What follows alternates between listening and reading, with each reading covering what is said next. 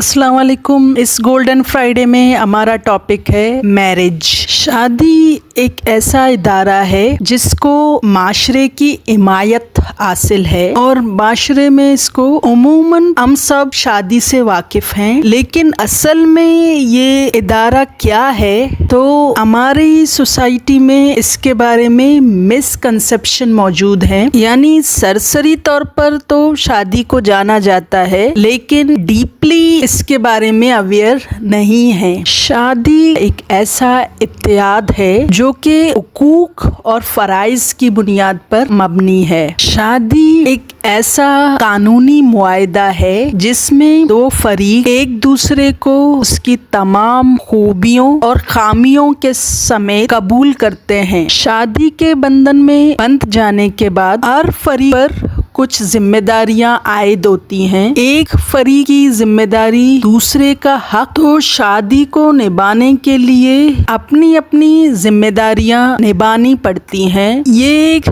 गहरा जज्बाती और कुर्बत का ताल्लुक होता है। इस ताल्लुक में दो लोग जिस्मानी तौर पर और जज्बाती तौर पर एक दूसरे के करीब आ जाते हैं। शादी से एक सेंस ऑफ बिलोंगिंग डेवलप्ड होता है और शादी में इस्तेकाम के लिए, स्टेबिलिटी के लिए इमोशनल सपोर्ट जज्बाती तौर पर सहारा देना लाजमी होता है। शादी को लेकर हमारे यहाँ एक मिसकंसेप्शन ये पाया जाता है कि शादी एक एंटरटेनमेंट का नाम है, एक फन का, प्लेजर का। ये बात सही है कि शादी में ये फैक्टर इन्वॉल्व होते हैं, लेकिन शादी सिर्फ इन चीजों का नाम नहीं बल्कि इससे बढ़कर कहीं ज्यादा है। शादी का निज़ाम अल्लाह ताला की तरफ से है ताकि इंसान अपनी अफजाइश नस्ल कर सके। शादी ये जिम्मेदारी आयद करती है दोनों पर कि वो माशरे को काबिल, जिम्मेदार, बाकिरदार, बाइखलाक और बाएहसास अफराद से नवाजे।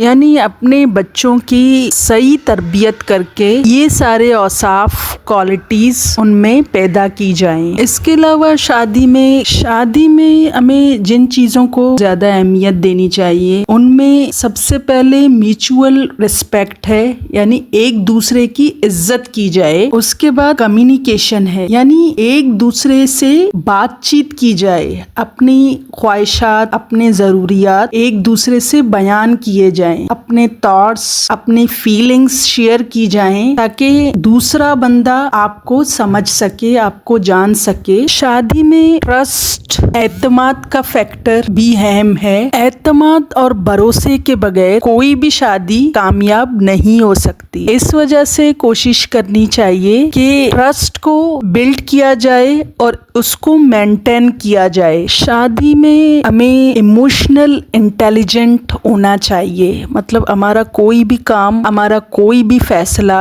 जज्बाती बुनियाद पर ना हो बल्कि उस पर सोच समझकर अपने और दूसरे के पॉइंट ऑफ व्यू को देखकर कोई फैसला किया जाए या कोई भी अमल किया जाए। और जहां जरूरत हो वहां समझौता किया जाए। अगर शादी को बचाने के लिए थोड़ा सा झुक जाना पड़ता है, थोड़ी सी कुर्बानी देनी पड़ती है, तो उससे पीछे नहीं हटना चाहिए। एक शादी को कामयाब करने के लिए दोनों पार्टनर्स को मेहनत, अज़म और लगन की जरूरत होती है। अगर आपको आज का टॉपिक अच्छा लगा है तो कमेंट्स करके बताएं। इंशाल्लाह इस टॉपिक पर और भी वीडियो बनाएंगे। Thank you so much.